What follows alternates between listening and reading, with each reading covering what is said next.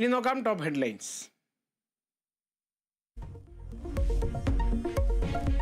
ഇമ്രാൻ സിനിമയുമായി ബന്ധപ്പെട്ട വിവാദങ്ങളിൽ ഖേദം പ്രകടിപ്പിച്ച് മോഹൻലാൽ. സിനിമ കുറേ പേർക്ക് മനോവിഷമമുണ്ടാക്കി. അതിന് ഉത്തരവാദിത്വം സിനിമയ്ക്ക് പിന്നിൽ പ്രവർത്തിച്ച എല്ലാവർക്കും.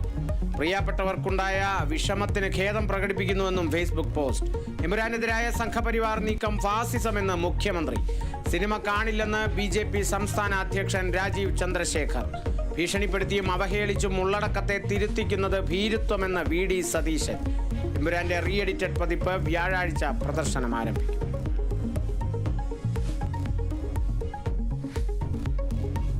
ലഹരി വേരോടെ പിഴുതെറിയുകയാണ് സർക്കാരിന്റെ ലക്ഷ്യമെന്ന് മുഖ്യമന്ത്രി. സർക്കാരിനൊപ്പം പൊതുസമൂഹത്തിന്റെ ഇടപെടലും വേണം. സ്കൂളുകളിൽ അടുത്ത വർഷം സൂംബ ഡാൻസ് കൊണ്ടുവരുന്നത് ആലോചിക്കണമെന്നും മുഖ്യമന്ത്രി.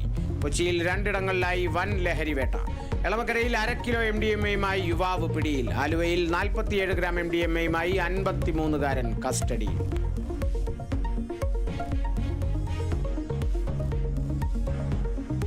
പ്രധാനമന്ത്രിയായ ശേഷം ആദ്യമായി നരേന്ദ്രമോദി നാഗ്പൂരിലെ RSS ആസ്ഥാനത്തെത്തി.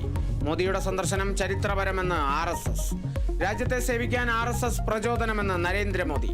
പ്രധാനമന്ത്രിയായ ശേഷമുള്ള മോദിയുടെ ആദ്യ സന്ദർശനം.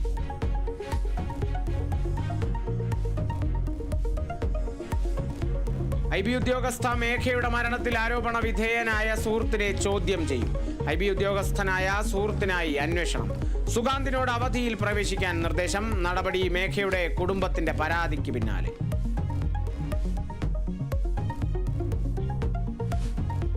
മ്യാൻമറിൽ ഭൂചലനത്തിൽ മരണം 1600 കടന്നു. 3500ഓളം പേർക്ക് പരിക്ക്. കൂടുതൽ പേർ കെട്ടിടങ്ങൾക്കിടയിൽ കുടുങ്ങിക്കിടക്കുന്നതായി സംശയം. ദുരിതാശ്വാസ സാമഗ്രികളുമായി ഇന്ത്യയിൽ നിന്ന് 2 വിമാനങ്ങളും കൂടി മ്യാൻമറിൽ.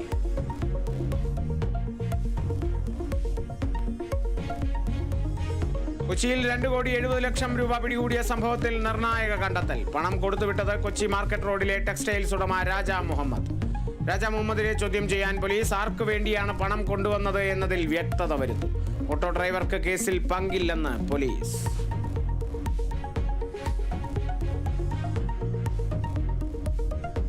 കോഴിക്കോട് മെഡിക്കൽ കോളേജിൽ സീറ്റ് വർധനവിനുള്ള അപേക്ഷ നിരസിച്ച് സർക്കാർ.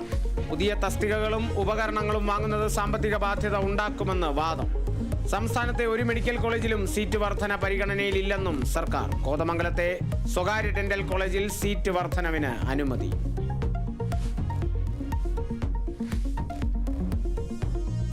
IPL-ൽ ഇന്ന് 2 പോരാട്ടങ്ങൾ. ആദ്യ മത്സരത്തിൽ ഡൽഹി ക്യാപിറ്റൽസ് ഹൈദരാബാദിനെ നേരിടും. 2ാം മത്സരത്തിൽ ചെന്നൈ രാജസ്ഥാൻ പോരാട്ടം.